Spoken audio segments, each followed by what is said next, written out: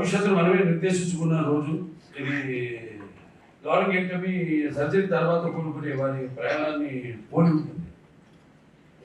అంటే రీహాబిలిటేషన్ ద్వారా వారు తమ స్వరాన్ని, ఆత్మగౌరవాన్ని, మన ఆత్మవిశ్వాసాన్ని తిరిగి పొందారు. చికిత్స ద్వారా లభించేది స్వేచ్ఛ అయితే రీహాబిలిటేషన్ ద్వారా లభించేది నిజమైన గెలుపు. ఈ కార్యక్రమంలో వెనుక ఉన్న ఆశయం చాలా గొప్పది. క్యాన్సర్ బారిన పడి చికిత్స జరిగిన తర్వాత కూడా జీవితం అర్థవంతంగా, ఉత్సాహంగా, స్ఫూర్తిదాయంగా ఉంటుందని సమాజానికి చాటి చెప్పడమే ఈ మహత్తర కార్యక్రమం అసలు ఉద్దేశం. చాలామంది లారింగెక్టమీ సర్జరీ తర్వాత జీవితం ఆగిపోతుందని అనుకుంటారు. నేను మన జాతీయ గీతాన్ని పాడి మీ గొంతు పోయిన మీరు మోగపోలేదని నిరూపించుకున్నారు. ఈరోజు మీరు లారింగెక్టమీ ఆపరేషన్ చేయించుకున్న ఎంతోమంది పేషెంట్స్కి మనం మాట్లాడగలం అనే ధైర్యం మీరు ఇచ్చారు. మిమ్మల్ని చూసి ఎంతోమంది లారింగెక్టమీ పేషెంట్స్ మనోధైర్యంతో మాట్లాడడానికి ప్రయత్నిస్తున్నారు అని భావిస్తున్నాను.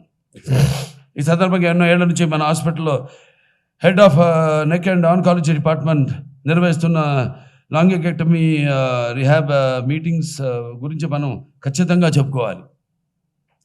ఇవి కేవలం మీటింగులు మాత్రమే కాదు, మేము కూడా అందరిలా జీవించగలం అని గలమెత్తి ఆత్మస్థైర్యాన్ని ఇచ్చే సామూహిక కార్యక్రమం.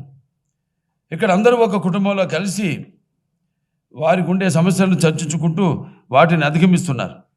ప్రతి 3 నెలలకోసారి మీటింగులు నిర్వహించడం చాలామందికి ఉపయోగపడింది. కరోనా సమయంలో లోకమంతా ఆగిపోయినా జూమ్ మీటింగ్స్ ద్వారా ఈ కార్యక్రమాన్ని కొనసాగించారు. ఆ పట్టుదలే ఈరోజు ఎందరో జీవితాల్లో వెలుగు నింపింది. ఈ సందర్భంగా కొంతమంది దాతలు ముందుకు వచ్చారు. ఒక 50 మంది సర్వైవర్స్ అండ్ ఎలక్ట్రల్ ల్యాంక్స్లు ఇవ్వడం జరిగింది. మీ అందరికీ ఒక ముఖ్యమైన విషయం చెప్పాలనుకుంటున్నాను. నోటి లేదా గొంతు క్యాన్సర్ లక్షణాలు మొదట్లోనే నిర్లక్ష్యం చేయకుండా వెంటనే డాక్టర్లను సంప్రదిస్తే సులభమైన చికిత్సతో ప్రాణాలు కాపాడుకోవచ్చు. ముందుగా గుర్తిస్తే ప్రాణం నిలబడుతుంది. అవగాహన ఉంటే ఒక కుటుంబం బాగుపడుతుంది.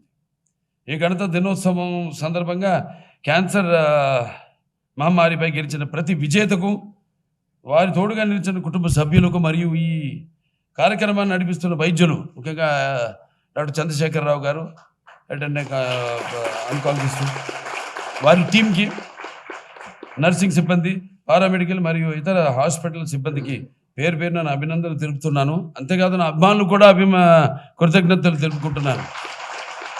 నా అభిమానులు మీ అంటే అందరికీ ఒక ఆదర్శం. వాళ్ళు నేను చేసే కార్యక్రమాలు అయితేనేమి, ఇలా క్యాన్సర్ హాస్పిటల్ ద్వారా అయితేనేమి, లేకపోతే సాంఘిక సంక్షేమ కార్యక్రమాలు ఏం చేసినా కూడా వాళ్ళు కూడా నన్ను అనుసరిస్తూ, అభిమానులు అంటే కేవలం సినిమాలకే పరిమితం కాదు. నా సినిమాలు ఎప్పుడూ వట్టి వినోదమే ఉండదు, దాంట్లో ఒక సందేశం కూడా ఉంటుంది. కళ్ళు మూసుకుంటే కనేది కళ, కళ్ళతో అభినయించేది కళ, నిద్రపోతున్నప్పుడు కనేది కళ, నిద్రపోతున్న సమాజాన్ని మేల్కొల్పేది కళ. అటువంటి నా అభిమానులంతా కూడా ఇక్కడ వచ్చారు. మోతీలాల్ గారు, అది వాళ్ళ మనుషులంతా కూడా, వాళ్ళ టీం మోక్షజ్ఞ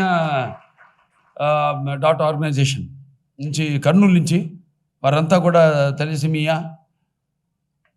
తలిసమియా మరియు అక్కడ పిల్లలకు అక్కడ డాక్టర్లు సంప్రదించి లేదా స్వచ్ఛంద సేవలు అందరూ కూడా ముందుకు వస్తున్నారు. ఒక మంచి పనికి ఎవరైనా ముందుకు వస్తారు.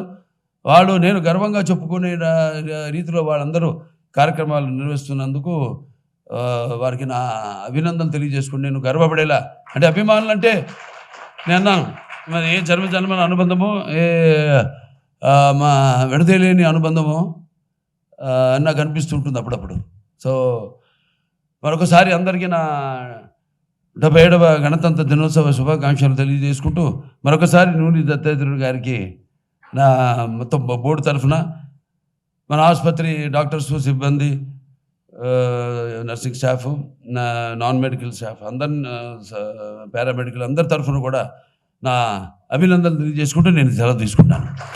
జై హింద్. सारे जहां से अच्छा ये गुल सिता हमारा, हम बुलबुल है इसके, ये गुल सिता हमारा. मेरा भारत, मेरा भारत, మేరా Bharat. Local to global news at your finger tips. మీ చేతిలో ఒక ఆయుధం. Download R TV app. Media legend Ravi Prakash is back.